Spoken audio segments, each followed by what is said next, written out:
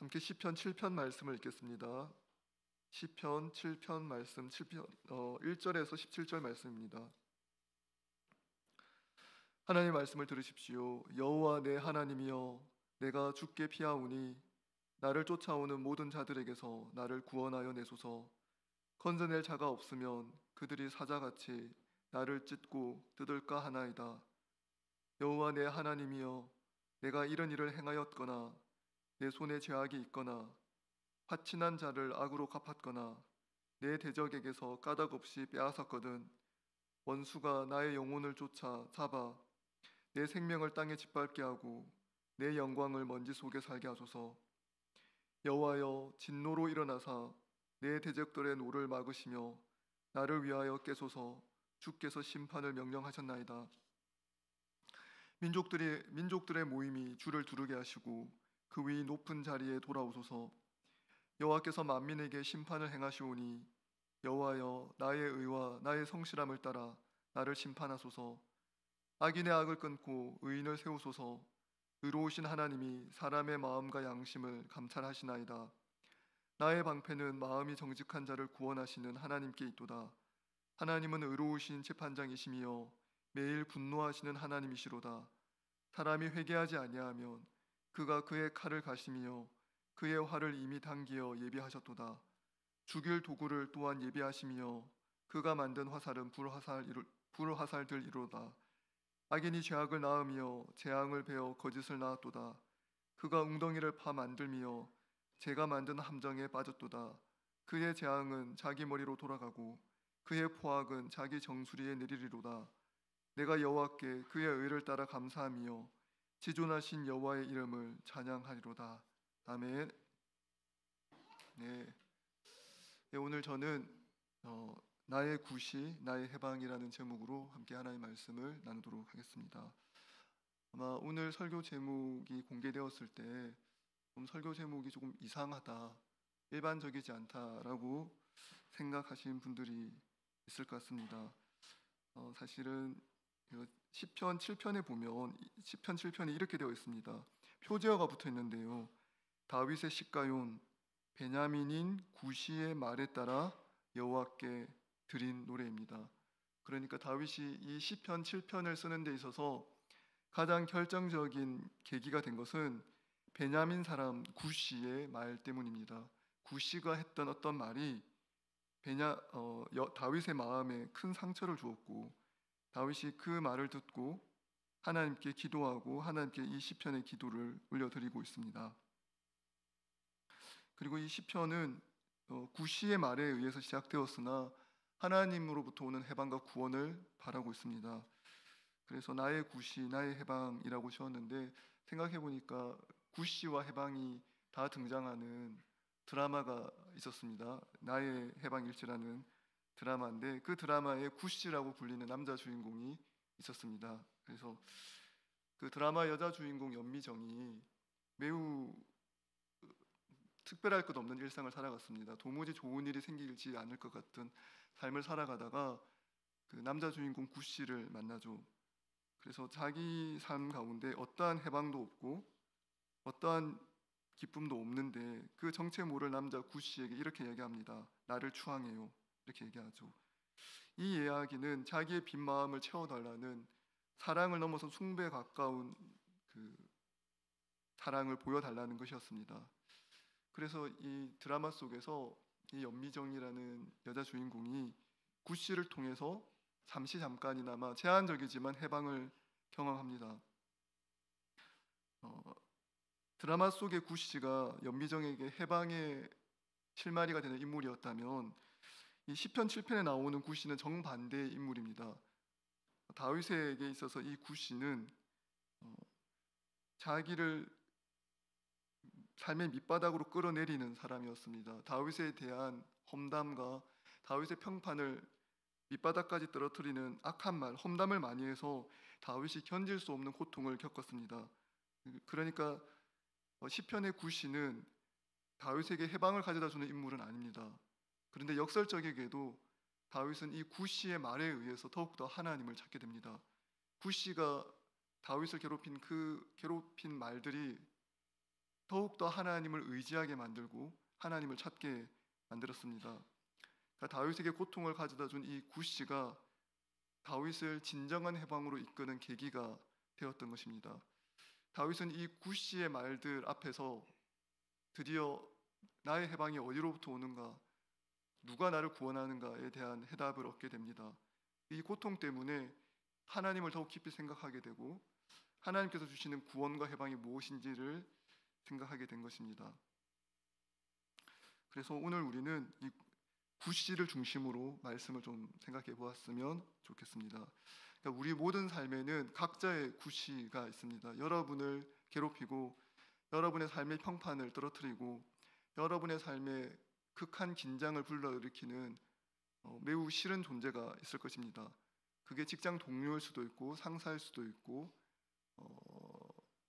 일반적이지만 여러분의 가정에서는 일반적이지 않았으면 좋겠지만 그게 배우자일 수도 있습니다. 네. 일반적으로 배우자가 그런 굿시가 될 수도 있겠죠. 저희 집은 전혀 그렇지 않지만 네. 네. 저희 집 이야기는 아니지만 많은 경우에 그런 일이 일어날 수도 있습니다. 그렇기 때문에 우리는 여러분에게 이런 질문을 던져보고 싶습니다. 여러분에게 굿시는 누구입니까? 여러분이 만난 굿시는 어떤 인물이었습니까? 그리고 여러분은 그 굿시를 만났을 때 어떤 행동들을 했습니까? 여러분의 인생에서 여러분을 괴롭히고 여러분에 대한 평가를 저 밑바닥까지 떨어뜨리는 그 인물을 향해서 여러분 어떤 행동을, 어떤 대응을 했습니까? 시편 7편은 우리에게 그와 같은 인물을 어떻게 대응할 것인가, 그와 같은 삶의 문제를 어떻게 해결할 것인가에 대한 하나님의 해결책입니다. 먼저 우리 시편 1편부터 한번 같이 보겠습니다. 시편 7편 1절부터 보겠습니다. 1절에 보면 이렇게 시작합니다. 여호와 내 하나님이여, 내가 주께 피하오니 나를 쫓아오는 모든 자들에게서 나를 구원하여 내소서. 우리가 부당한 공격을 받을 때가 있습니다. 일단 그 공격이 실제로는 부당하지 않을 수도 있는데 대부분 자신을 향한 비판은 대부분의 사람들은 부당하다고 느낍니다. 자기네에 대한 객관적인 평가, 그러니까 누가 생각해도 옳은 말이고 잘못되지 않은 평가임에도 불구하고 대부분의 사람들은 자신을 향한 비판을 부당하다고 생각합니다. 만일 그것을 부당하지 않게 여기고 저건 합당하지, 내가 저런 욕을 먹을 만한 사람이다 라고 생각하는 사람들은 요즘의 말로 하면 메타인지가 뛰어난 사람입니다. 충분히 자기를 인지하고 그래 내가 잘못했지, 나는 이 욕을 먹어도 싸, 이렇게 생각하는 것이죠. 보통 그렇지 않습니다. 누군가 나에 대해서 비판을 하면 대부분 우리의 반응은 내가 부당한 대우를 받고 있다라고 생각합니다. 부당한 대우를 받고 있다고 생각하면 어떤 마음이 드냐면 이건 불공정하고 정의롭지 않다라고 생각하는 거죠. 그래서 정의가 이루어지기를 바랍니다. 보통 사람들이 부당한 공격을 받으면 두 가지 방법으로 대응합니다. 첫 번째는 보복입니다. 네, 똑같이 비방하는 거죠. 내 편을 모아 반격하고 우리 마음의 쓴뿌리를 가지고 그 사람을 혐오합니다. 두 번째는 냉소주의입니다. 이 세상에 나를 보호해줄 존재는 없고 누구나 서로를 욕하기 때문에 이 사회 시스템 전반에 대해서 냉소적인 마음을 가지는 것입니다. 이 두 가지 반응 모두 다 자기 영혼을 망치는 길입니다. 첫 번째 방식, 보복하는 방식, 똑같은 방법으로 보복하면 나도 똑같이 거짓으로 상대 평판을 떨어뜨리는 일에 참여하게 됩니다. 그러니까 나를 괴롭혔던 그 칼을 똑같은 방식으로 상대를 찌르게 됩니다. 그러니까 상대가 나에게 했던 것이 악한 것이라는 것을 내가 인지하고 있고 인정한다면 내가 상대에게 하는 모든 대응도 악한 일이 됩니다. 그러니까 내가 악이라고 규정했던 그 방식을 그대로 상대에게 돌려줌으로써 나도 악에 동참하게 되는 것이죠. 그 결과 나의 영혼은 서서히 병들어갑니다. 악을 행하는 자마다 영혼이 병들어가는데 상대가 나를 악한 방식으로 공격했다는 이유로 악을 행하는데 거침이 없습니다. 동일하게 내 영혼이 죽어가는 것이죠. 두 번째, 냉소주의도 우리의 영혼을 병들게 합니다. 공동체에 대한 사랑과 애정이 없고 이 공동체가 회복될 가능성이 없다고 생각해서 체념하게 되는 것이죠. 다윗은 사람들이 흔히 택하는 이 두 가지 방법을 모두 피합니다. 냉소주의를 택하거나 보복을 택하거나, 이게 보통의 사람들이 택하는 방식인데 그는 이 방법을 피하여서 다른 길을 하나 택합니다. 그 길이 무엇이냐면 내 삶의 문제, 도무지 피할 수 없는 삶의 문제 앞에서 하나님을 부르짖는 것입니다. 하나님의 도움을 구하는 것입니다. 그래서 1절은 이렇게 시작합니다. 여호와 내 하나님이여, 내가 주께 피하오니 나를 쫓아오는 모든 자들에게서 나를 구원하여 내소서.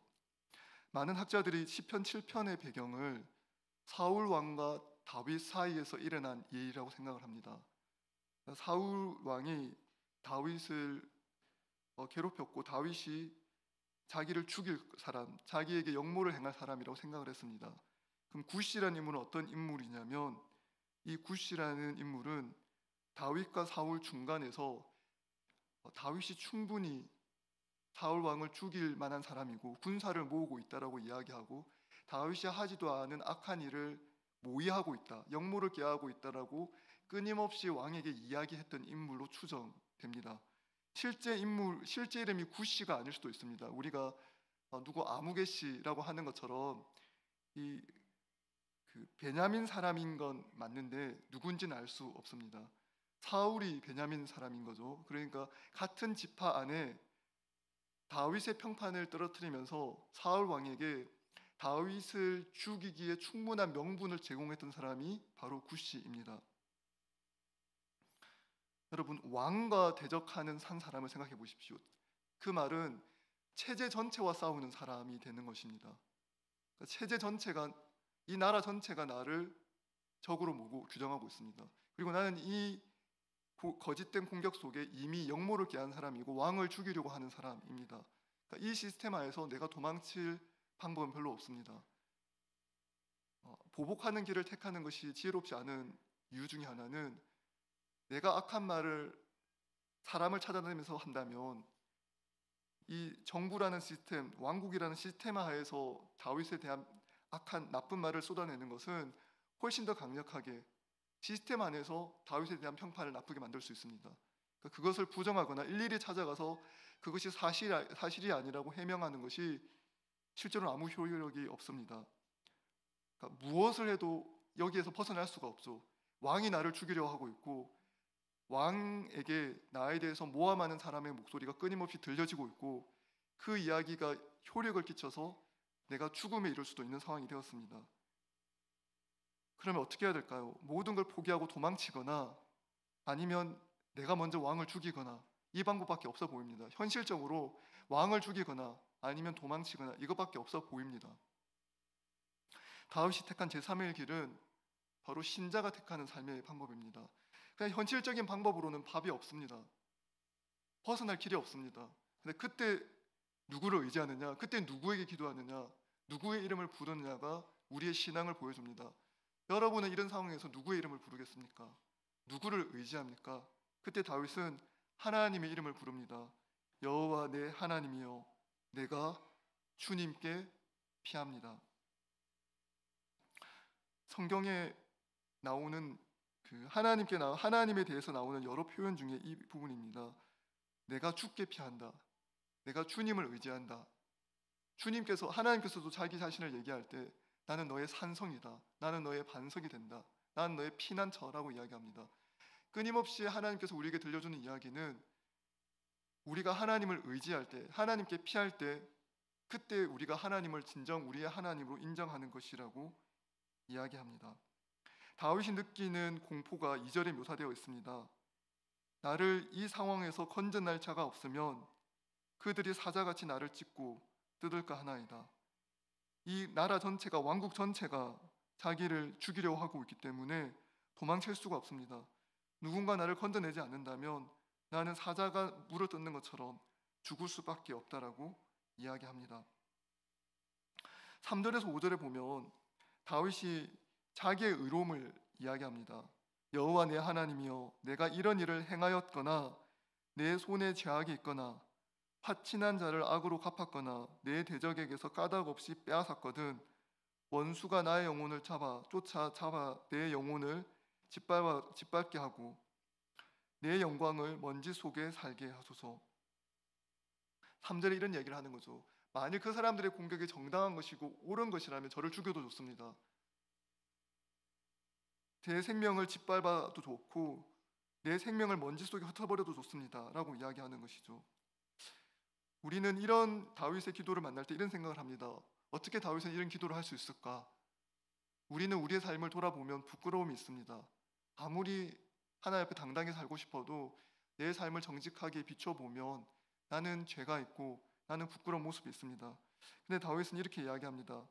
내 손에 죄악이 있거나 내가 이런 일을 행하였다면 그러면 나를 죽여도 좋습니다. 그럼 다윗은 정말 어떤 죄도 안 저질렀기 때문에 이런 이야기를 하는 것일까요? 그건 아닙니다. 여기 나오는 부분은 좀 군사적인 용어인데요. 여기 보면 내가 이런 일을 행하였거나 내 손에 죄악이 있거나인데 어떤 죄악이냐면 자기가 모함을 받고 있는 그 죄, 그러니까 역모를 일으키거나 사울 왕을 죽이려고 하거나 사울 왕의 반대편에 서서 이스라엘의 반대편에 펴서 적국을 이롭게 하는 이적 행위를 한 그런 일은 아예 없다는 거죠. 그래서 여기 보면 화친한 자, 그러니까 사울 왕과 지금 평화적인 관계를 내가 유지하고 있는데 이 화친한 자를 악으로 갚거나 또는 나와 화친한 관계에 있는 나와 평화의 관계를 맺고 있는 이스라엘 군대를 내가 보복하는 일을 했다거나 두 번째 내 대적에게서 까닭없이 빼앗았거든. 이 말은 그 이스라엘의 군대와 이스라엘과 반대하는 적군의 군대와 싸우고 있을 때 내가 까닭없이 내 군대를 뒤로 물렸거나라는 뜻입니다. 이 빼앗았거든 돼 있으면 내 대적에게서 무엇인가 까닭없이 빼앗았는데 죽이라는 게 좀 이상해 보입니다. 그러니까 적군에게 무엇인가를 빼앗아 왔는데 그게 내가 죽을 이유는 아니잖아요. 그러니까 사절에 나오는 내 대적에서 까닭없이 빼앗았다는 말은 이 빼앗았거든이란 번역이 조금 애매해서 그런 건데요. 빼앗았다는 말은 그 후퇴했다는 말입니다. 그러니까 지금 이스라엘을 공격한 적군과 다윗의 군대가 서로 대치하고 있습니다. 대치하고 있는데 명분도 없이 다윗의 군대를 까닭없이 뒤로 물린 것입니다. 그럼 무슨 일이 일어나죠? 이건 적군을 이롭게 하고 이스라엘 전체를 위기에 빠뜨리는 일입니다. 그러니까 다윗이 받았던 모함이 어떤 종류의 모함인지 알 수 있습니다. 사람들이 다윗을 모함하는데 지금 이스라엘의 군대 장군인 다윗을 의지하지 말고 신뢰하지 말라고 끊임없이 사울 왕에게 이간질했습니다. 그 이간질이 뭐냐면 적군과 대치하고 있을 때 다윗은 이스라엘을 위하지 않고 적군에게 이롭게 하기 위해서 군대를 물리칠 것이다. 군대를 뒤로 뺄 것이다. 그러면 우리나라가 공격을 받아서 우리나라 망할 것이다. 그러니까 다윗을 지금 죽여야 한다. 이러한 비난과 비판을 받았습니다. 모함을 받았죠. 그래서 다윗이 이야기합니다. 내가 이스라엘과 화친한 자를 악으로 갚거나 이스라엘과 평화의 관계를 유지하고 있는 동맹군을 공격하거나 또는 이스라엘을 공격하거나 두 번째 나와 대치하고 있는 적군과 대치하고 있을 때 이스라엘을 보호하지 않고 나만의 안전을 위해서 뒤로 내가 물러가거나 만약 그렇게 했다면 나를 죽여도 좋습니다. 그러니까 이 군사적인 용어인 거죠. 실제로 다윗이 시편 7편을 지은 이 배경이 군사적이고 자기가 받고 있는 상황이 이스라엘 왕과 대적하는 상황에서 지어졌다는 것을 이해해야만 이 사절의 말이 이해가 됩니다. 그래서 화친한 자를 악으로 갚았거나 적군과 대치하고 있는 상황에서 이유 없이 명분 없이 나의 군대를 뒤로 뺐다면 그때는 나를 죽여도 좋습니다. 그때는 내가 하나님 앞에서 죽어도 마땅합니다. 이 이야기를 한 겁니다.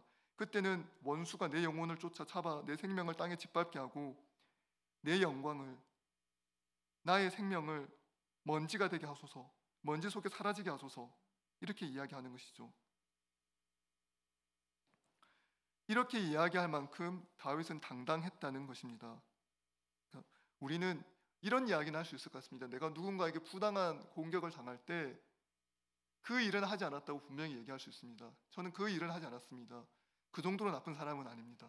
내가 하나님 앞에 죄인은 맞지만 그 정도로 나쁜 사람은 아닙니다. 그런데 실제로 이런 공격 앞에 그 신자들이 많이 무너지는 이유가 있습니다. 왜냐하면 우리는 우리 스스로 죄인이라고 생각을 하고 나의 죄를 끊임없이 살펴보려는 성찰하는 마음을 가지고 있기 때문에 누가 우리를 향해서 너 죄인이야, 너 나쁜 사람이야 라고 얘기하면 맞서 싸우는 게 아니라 맞아요, 제가 좀 그래요 라고 인정하게 될 때가 많은 겁니다. 근데 다윗이 보여주는 방법은 뭐냐면, 그러니까 그 하나님께서 우리의 죄악을 깨닫게 하는 것에 대해서는 인정하고 돌이키는 것이 맞습니다. 그리고 실제로 누군가 나에 대해서 날카롭게 비판할 때 그것이 맞다면 인정하는 것이 맞는데, 거짓으로 모함할 때 그것조차 그대로 받아들이고 스스로를 무너뜨리는 것은 자기 학대이거나 자기 혐오가 될 수 있습니다. 그리스도인들이 구원받은 그리스도인들도 자기 혐오나 자기 학대에 빠질 때가 많습니다. 3절, 4절, 5절에 나오는 다윗의 태도는 하나님 앞에 당당하게 이야기합니다. 제가 그러와 같은 일을 하지 않았습니다. 그런 비난을 받을 행동은 하지 않았습니다. 당당하게 이야기하는 것입니다. 그리고 하나님 앞에 하나님의 진노가 얼마나 유용하게 사용되는지 하나님 앞에 이야기합니다. 여호와여, 진노로 일어나사 내 대적들의 노를 막으시며 나를 위하여 깨소서. 주께서 심판을 명령하셨나이다. 민족들의 모임이 주를 두르게 하시고 그 위 높은 자리에 돌아오소서. 여호와께서 만민에게 심판을 행하시오니 여호와여, 나의 의와 나의 성실함을 따라 나를 심판하소서. 다윗이 하나님 앞에 이렇게 이야기합니다. 여호와여, 나의 의와 나의 성실함을 따라 나를 심판하소서. 우리는 언제 이렇게 기도할 수 있을까요? 어떻게 이렇게 기도할 수 있을까요? 여호와여, 내가 주께 피합니다. 그리고 하나님, 제가 이런 행악이 있는 이런 나의 모습을 주님 심판하십시오. 저는 그런 기도를 잘 못할 것 같습니다. 왜냐하면 제가 여호와의 공의로운 판단을 받으면 견딜 수가 없거든요. 그 판단을 저는 견뎌낼 수가 없습니다. 제가 결혼하고 나서 이 여호와의 공의로운 판단이 무엇인가를 더욱더 잘 알게 되었습니다.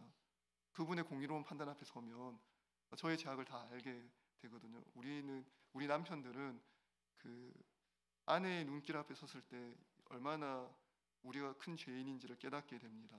왜냐하면 공의로운 판단을 하시잖아요. 항상 그분의 판단은 틀림이 없잖아요. 그러니까 인정하게 되는 것이죠. 네. 네. 네. 저기 와 계시네요. 네. 네. 근데 이 8절은 다윗은 이야기합니다. 여호와께서 만민에게 심판을 행하시오니 여호와여, 나의 의와 나의 성실함을 따라 나를 심판하소서. 다윗은 구시의 악을 분명하게 보고 있었습니다. 구시의 말이 얼마나 악한지, 그 말이 얼마나 부당한지 분명하게 알고 있었습니다. 그래서 당당하게 이야기합니다. 여호와여, 만민에게 심판을 행하시고 나도 심판하십시오. 당신의 심판을 나는 바랍니다. 그리고 이렇게 이야기합니다. 악인의 악을 끊고 의인을 세우소서. 의로우신 하나님이 사람의 마음과 양심을 감찰하시나이다. 나의 방패는 마음이 정직한 자를 구원하시는 하나님께 있습니다. 하나님은 의로우신 재판장이시며 매일 분노하시는 하나님이시로다. 지금 다윗은 하나님의 분노를 자기를 괴롭히는 대적에게 향합니다. 그리고 자기는 그 심판에서 벗어나 있음을 이야기합니다. 나는 이 심판에서 자유롭습니다. 나는 안전합니다. 왜냐하면 하나님께서 죄에 대해서 진노하시고 구시는 악한데, 구시의 말은 분명히 부당하고 악하지만 나는 그렇지 않기 때문에 나는 안전하다고 이야기합니다. 어디까지 얘기하냐? 사람이 회개하지 아니하면 그가 그의 칼을 가시며 그의 활을 이미 당겨 예비하셨도다. 죽일 도구를 또한 예비하시며 그가 만든 화살은 불화살 들이로다. 악인이 죄악을 낳으며 재앙을 베어 거짓을 낳았도다. 그가 웅덩이를 파 만들며 제가 만든 함정에 빠졌도다. 그리고 맨 마지막에 17절에 가면 다윗이 이것을 찬양으로 연결시킵니다. 내가 여호와께 그의 의를 따라 감사하며 지존하신 여호와의 이름을 찬양하리로다. 다윗이 이 고백들을 쭉 보면서 우리가 한번 생각해 보았으면 좋겠습니다. 다윗은 지금 자신이 안전하다고 믿고 있습니다. 하나님이 자기 편이시고 자기 대적과 맞서 싸울 분이시기 때문에 자기는 안전하다고 믿고 있습니다. 그리고 구시가 악한 사람인 거죠.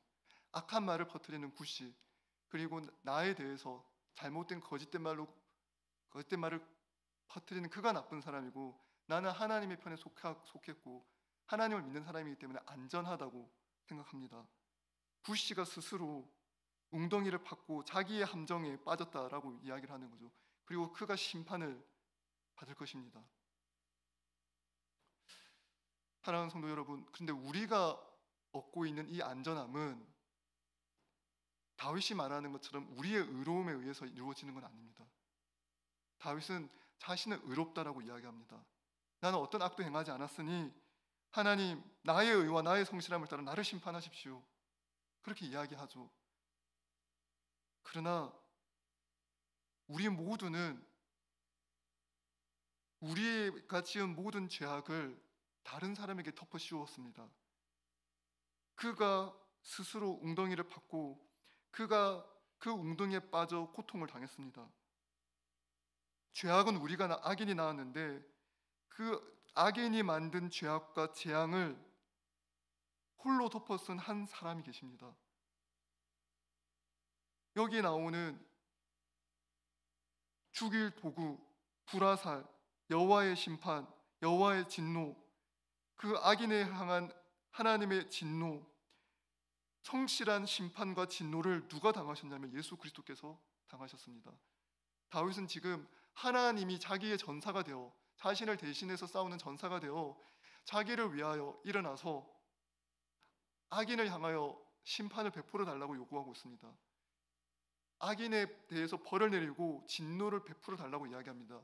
그래야 내가 안전하다고 믿기 때문에 그렇습니다. 다윗은 이 순간 자기의 죄와 구시의 죄를 철저하게 분리시킵니다. 우리도 그렇게 하려고 합니다. 우리의 죄와 이 악인들의 죄를 철저하게 분리시키려고 합니다.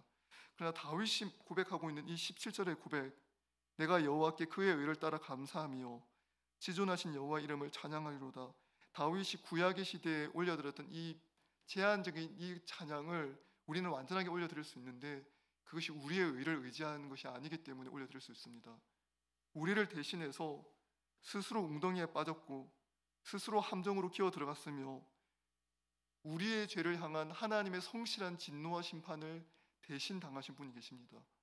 그분이 우리를 대신하여 심판을 당하셨기 때문에 형벌을 받으셨기 때문에 진노를 받으셨기 때문에 그래서 우리가 안전한 것입니다. 그분이 예수 그리스도이십니다. 다윗은 소리내어 외칩니다. 여호와여 일어나소서, 여호와여 진노하소서, 당신이여 심판하소서, 그 심판을 악인에게 베푸소서. 우리는 깨달아야 합니다. 내가 바로 구시이고 나의 죄악을 향한 구시를 향해서 베풀어져야 했던 그 진노, 그 죄악을 향한 형벌이 구시만을 향한 형벌과 진노가 아니라 바로 나를 향한 형벌과 진노였는데 그 형벌과 진노를 대신 지신 한 분 그리스도가 계십니다. 그가 나를 대신하여 모든 형벌과 진노와 벌을 받으심으로써 우리가 안전해졌습니다. 그 진노가, 그 벌이 이제 우리와 무관해졌습니다. 그래서 우리는 안전하다고 고백합니다. 이제 우리는 여호와께 하나님의 의를 따라 감사할 수 있습니다. 그분의 의이신 예수 그리스도를 따라 감사할 수 있습니다. 지존하신 여호와 이름을 찬양할 수 있습니다. 왜냐하면 그가 온전한 심판을 행하실 그가 죄인에게 악인에게 그 악한 정도에 따라 벌을 내리셔야 했을 그가 악인은 우리에게 벌을 내리신 것이 아니라 온전한 공의를 이루시기 위해서 모든 우리의 죄악을 그분께 감당시키시고 그 죄에 대한 벌을 예수 그리스도께 대신 올려두셨기 때문에 그렇습니다. 그래서 우리가 안전한 것입니다. 사랑하는 여러분, 여러분의 부시는 누구입니까? 여러분이 끊임없이 나를 대적하고 나의 평판을 떨어뜨리고 나의 영혼의 평안을 깨트리는 인물이라 생각하는 그 존재는 누구입니까? 그 악함의 정도가 깊으면 깊을수록 여러분은 그 사람과 여러분을 분리시킬 것입니다. 그 사람과 나는 무관한 존재라고 생각할 것입니다. 그런데 우리가 구시와 무관해지면 무관해질수록 구시와 멀어지면 멀어질수록 우리의 죄악을 대신 가져가신 예수 그리스도의 은혜를 경험할 수 없습니다. 우리는 구시가 받았어야 할 그 여호와의 진노, 구시에게 내려졌어야 할 여호와의 그 형벌이 바로 나에게 주어졌어야 할 진노와 형벌인 것을 깨달아야 합니다. 바로 그때 우리는 우리에게 올려져 있던 죄의 짐과 형벌에서 해방됨을 경험합니다. 진정한 해방을 경험하게 될 것입니다. 사랑하는 여러분, 시편 7편 17편의 찬양이 저와 여러분의 찬양이 되기를 소원합니다. 내가 여호와께 그의 의를 따라 감사하며 지존하신 여호와의 이름을 찬양하리로다. 예수 그리스도 때문에 우리도 똑같이 찬양할 수 있습니다. 그분이 우리를 대신하여 싸우셨습니다. 그분이 우리를 대신하여 일어나셨습니다. 근데 그가 행하신 전투는 타인을 찔러 죽이는 전투가 아니라 스스로 죄인의 자리로 내려가셔서 대신 형벌을 받는 어린 양이 되시는 전투였습니다. 하나님의 전사가 하나님의 어린 양이 되셨습니다. 그리고 우리가 받아야 할 형벌을 다 받으심으로 우리를 안전하게 하시고 우리가 찬양할 수 있는 존재로, 우리가 기도할 수 있는 존재로, 여호와의 이름을 확신 있게 부를 수 있는 존재로 변화시켜 주셨습니다. 사랑하는 여러분, 여러분은 어떤 거짓에 의해 위협을 받고 있습니까? 여러분을 향해서 오는 거짓된 고소는 무엇입니까? 그런데 정말 그 고소가 거짓되기는 한 것입니까? 저는 많은 경우에 저를 향한 비판들은 거짓이 아니라고 생각합니다. 실제로 제가 그런 비판을 받기에 부족함이 없는 사람이라고 생각합니다. 그런 비판을 받기에 부족함이 없는 사람인데 그리스도께서 그 비판받아 마땅하고 형벌받아 마땅한 저를 대신하여 십자가를 지셨고 이런 저를 구원하여 주셨습니다. 만일 제가 행한 제 삶에 있는 그 죄악들을 제가 스스로 감당해야 한다면 저는 조금도 평안을 누리지 못할 사람이었을 것입니다. 피할 방법이 없었을 것입니다. 다윗이 피할 방법이 없었던 상황에 놓여 있었던 것처럼 저 또한 제 인생의 문제를 저 혼자 해결하느라 피할 길을 찾지 못해 홀로 망했을 인생이었을 것입니다. 그러나 우리 여호와의 이름을 부르길 원합니다. 시편 7편 1절의 기도처럼 여호와 내 하나님이여 내가 주께 피하오니 나를 쫓아오는 모든 자들에게서 나를 구원하여 내소서. 하나님, 우리의 기도를 들어주십시오. 제 삶이 형편없습니다. 제 삶이 망하게 되었습니다. 여전히 제 삶은 부족하고 저는 비판을 듣기에 부족함이 없는 사람입니다. 그러나 그러하기에 저는 당신께 피합니다. 삶의 답이 보이지 않기에 주님께 피합니다. 주님을 의지합니다. 주여 구원하여 주시옵소서. 주여 저를 인도하여 주시옵소서. 이 시간 같이 찬양했으면 좋겠습니다. 우물가에